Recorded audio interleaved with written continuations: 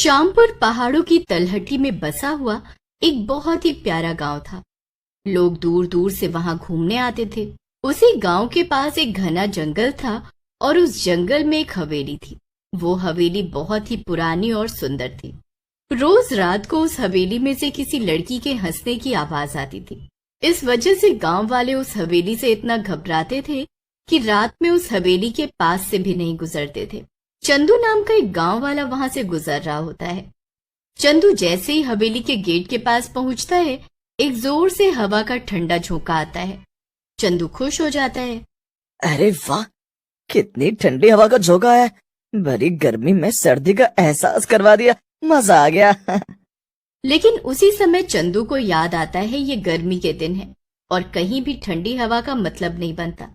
लेकिन अभी थोड़ी देर पहले तो इतनी गर्मी थी, एकदम से ठंडी हवा कैसे बहने लगी?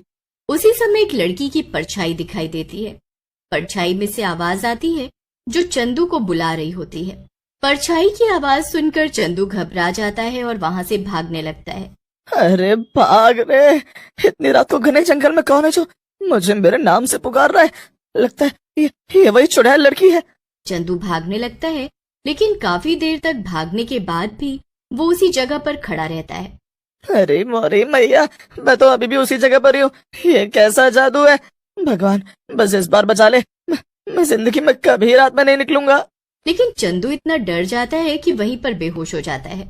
उसी समय एक चुड़ैल लड़की वहां आती है और उसे देखकर बोलती है, बड़ी जल्दी बेहोश हो गया। अभी तो इसने मेरी खूबसूरती नहीं देखी, नहीं तो मर ही जाता। ऐसा कहकर चुड़ैल लड़की वहां से चली जाती है। उधर चंदू को जब होश आता है, वो अपने आप को गांव के भीतर अपने दोस्तों छगन और मगन के पास पाता है। अरे भाइयों, मैं क्या बताऊं, कल रात को उसी भूतिया हवेली के पास बहुत ही सुंदर लड़की देखी। वो मुझे बुला रही थी। वो इतनी सुंदर थी कि परियां भी शर्मा जाएं। क्या फेंक रहा है चंदू, परियों से भी सुंदर है? अरे मैंने तो सुना है वहाँ चुड़ैल रहती है। तू भी लगता है हमसे मजाक कर रहा है। देखो, अगर तुम दोनों को मुझ पर यकीन नहीं है तो मुझसे कल रात की बात मत करो। अरे यार चंदू, तुम भी छगन की बात का बुरा मान रहे हो। पता है ना वो कितना मजाक करता है। चलो नाराज मत हो, आगे बताओ ना फिर क्या हुआ। फिर जैसे ही उस लड़की ने मुझे बुलाया, मैं लपक के उसके पास गया। वो भी मुझसे मिलकर बहुत खुश थी। लेकिन तभी उस लड़की का खड़ूस बाप अपने कुछ लोगों के साथ आया और मुझे मारने लगा। अरे फिर क्या हुआ चंदू भाई? अरे मगन, होना क्या था, मैं वहां से भागा और भागते भागते एक जगह गिर गया और बेहोश हो गया। फिर मुझे कुछ याद नहीं है कि क्या हुआ। मगन और छगन उस लड़की की कल्पना में खो जाते हैं और बोलते हैं, चंदू भाई एक बात बताओ, वो लड़की क्या सचमुच में परियों से ज्यादा सुंदर थी? कहीं तुम हम दोनों को बहका तो नहीं रहे हैं? देखो, तुम दोनों को मुझ पर विश्वास करना है तो करो, नहीं तो फुटो यहाँ से।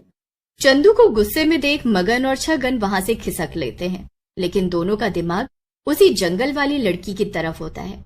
अरे मगन, क्या सच में इतनी सुंदर लड़कियां होती हैं?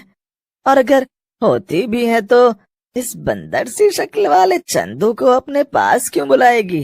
अरे यार छगन, मुझे तो लगता है ये मनचला चंदू जंगल में अकेली लड़की देखकर उसके पास गया होगा और उस लड़की के घर वालों ने उसकी पिटाई करती होगी और इसी वजह से ये बेहोश हो गया होगा। और हमें अपने किस्से सुना रहा है। मगन और छगन दोनों ही मन चले थे। दोनों का मन चंदू की बात सुनने से उस लड़की को देखने का कर रहा होता है। इसलिए दोनों रात में जंगल जाने की योजना बनाते हैं और रात में जंगल पहुंच जाते हैं। अरे छगन, ये जंगल तो बहुत ही डरावना लग रहा है। कहीं ये उस चंदू के बच्चे ने हमारे साथ मजाक तो नहीं किया? मुझे तो बहुत ही डर लग रहा है। मगन, डर तो मुझे भी बहुत लग रहा है, लेकिन देखना तो पड़ेगा ही ना। वैसे भी सुना नहीं है क्या कि कीचड़ में ही कमल होता है? वैसी सुंदर लड़कियां जंगल में अकेले ही रहती हैं। अब ये बकवास बात कहाँ से सुन ली तूने? कौन से बाबा ने बताई तेरे को ये बात कि सुंदर लड़कियां जंगल में रहती हैं? ये बात श्री श्री श्री 1,00,000 बाबा छगन दास ने बताई है। जैसे ही छगन की बात खत्म होती है, तभी वहां एक लड़की की सुरीली आवाज आती है। अरे ओ छगन और मगन, तुम दोनों मुझे ही ढूंढ रहे हो क्या? बताओ न। जी जी परी जी, मैं आप ही को ढूंढने आया था।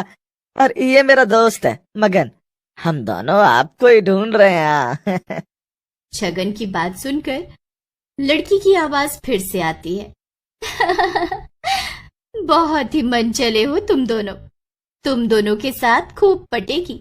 चलो हवेली पर, वहीं मिलते हैं। लड़की की आवाज सुनकर मगन खुश हो जाता है। वाह, हवेली पर तो मैं हम दोनों चलना चाहते हैं, लेकिन आप भी तो सामने आ जाओ। जरा हम भी तो देखें कि इस कोयल सी आवाज की मालकिन कौन है। मगन की बात सुनकर चुड़ैल एक लड़की बनकर उन दोनों के सामने आ जाती है। इतनी सुंदर लड़की सामने देखकर छगन और मगन हैरान रह जाते हैं।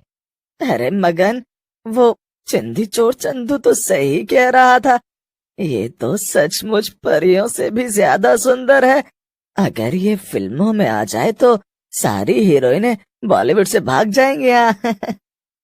सही कह रहे हो छगन, ये लड़की तुम्हारी भाभी बनने के लिए बिल्कुल सही है, समझे।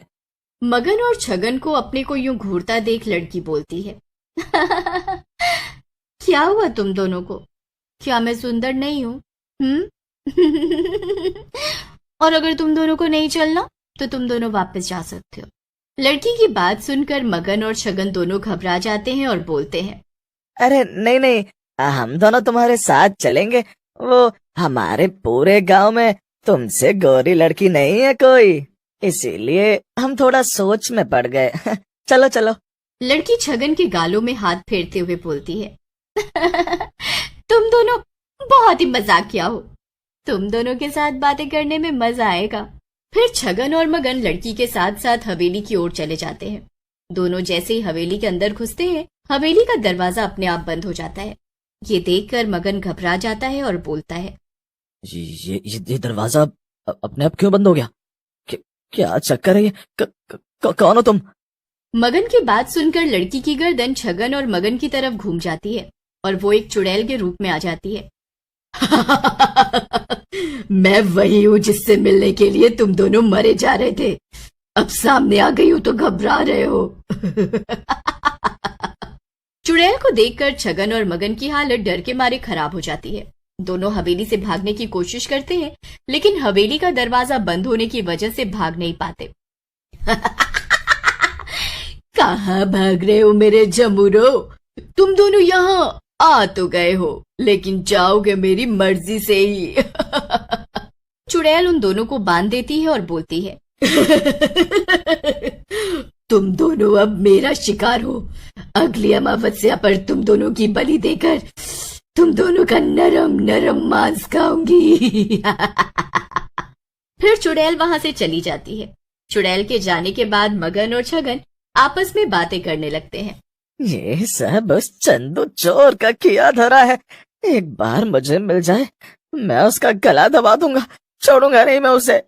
गुस्सा मत हो छगन, तू उसे तब पकड़ेगा जब यहाँ से जिंदा बाहर जा पाएगा। नंदू की बात सुनकर वहां खड़ा चंदू सरपंच और नंदू को सारी बात बताता है, जिसे सुनकर सरपंच जी बोलते हैं, तुम बहुत बड़े मूर्ख हो चंदू। अपने जरा से मजाक के लिए तुमने 2 जिंदगियां खतरे में डाल दी। आपका गुस्सा होना जायज है सरपंच जी, मैं उन दोनों को जरूर ढूंढ कर लाऊंगा, चाहे कुछ भी हो जाए। रुक जा चंदू, मैं भी तेरे साथ चलता हूँ। अब कुछ भी हो, हम दोनों मिलकर उस चुड़ैल का आतंक इस गांव से खत्म कर देंगे। ऐसा कहकर नंदू और चंदू जंगल की ओर चल पड़ते हैं। रास्ते में उन्हें शिव भगवान का मंदिर मिलता है। नंदू मंदिर से शिव भगवान का त्रिशूल ले लेता है। दोनों हवेली के बाहर पहुंच जाते हैं। फिर चंदू और नंदू हवेली की दीवार कूदकर अंदर चले जाते हैं। अंदर उन्हें छगन और मगन बंधे हुए दिखते हैं, लेकिन उन दोनों के कुछ करने से पहले ही वहां चुड़ैल आ जाती है और बोलती है, चंदू, कहाँ जा रहे हो मेरे घर को तोड़कर? तुम दोनों को तुम्हारी मौत यहाँ खींच लाई है। हम दोनों तो मरने के लिए ही आए हैं यहाँ। या तो हम दोनों अपने दोस्तों को बचा कर ले जाएंगे, नहीं तो हम भी यही मर जाएंगे। नंदू चुड़ैल की छाती पर त्रिशूल गाड़ देता है। त्रिशूल के लगते ही चुड़ैल वहीं गिर जाती है और मर जाती है। फिर नंदू और चंदू मिलकर छगन और मगन को भी छुड़ा लेते हैं।